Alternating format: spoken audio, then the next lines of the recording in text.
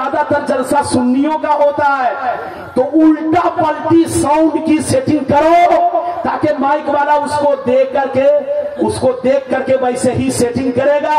और जब सेटिंग करेगा तो जो शायर को 5 साल जिंदा रहना चाहिए वो 6 ही महीने में चला जाएगा, और जो मौलाना को रहना चाहिए 100 बरस वो मौलाना 25 साल में दम तोड़ देगा।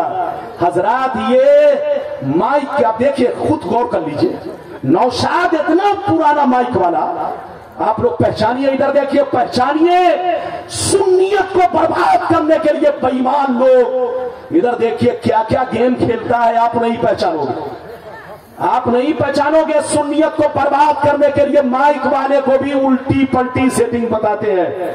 ये आप देखिए, ये सामने जो दोनों हॉर्न लगा है, आप खुद फैसला कीजिए कि उसकी आवाज किधर आएगी।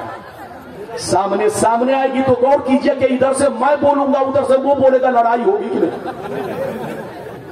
अरे बोलो, लड़ाई होगी कि नहीं? इसलिए लोग कहते हैं कि रब्बानी साहब किसी के दुश्मन नहीं, रब्बानी साहब के लिए सब भाई है।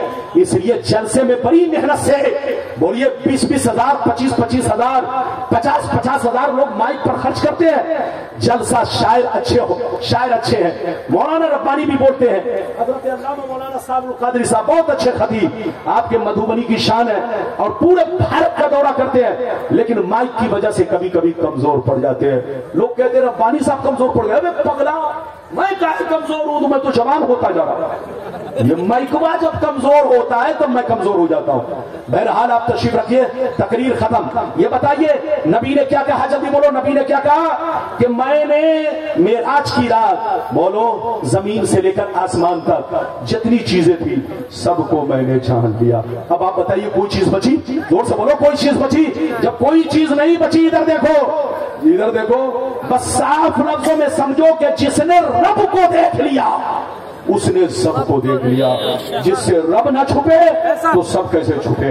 और कोई गैब क्या तुमसे रहा हो भला, जब ना खुदा ही छुपा तुम पे करोड़ों दरूद। अल्लाह को सलामत रखे, आबाद रखे, जलसे को कबूल फरमाए, मेरा आना कबूल फरमाए, हजरत का आना कबूल फरमाए, सबका आना कबूल फरमाए। देखिए बैठिए, जाएगा कोई नहीं, अभी आपको सबको बैठना है, सलाम पढ़ के और हमारे हजरत से दुआएं लेकर, हजरत लोगों से दुआएं लेकर आपको जाना है।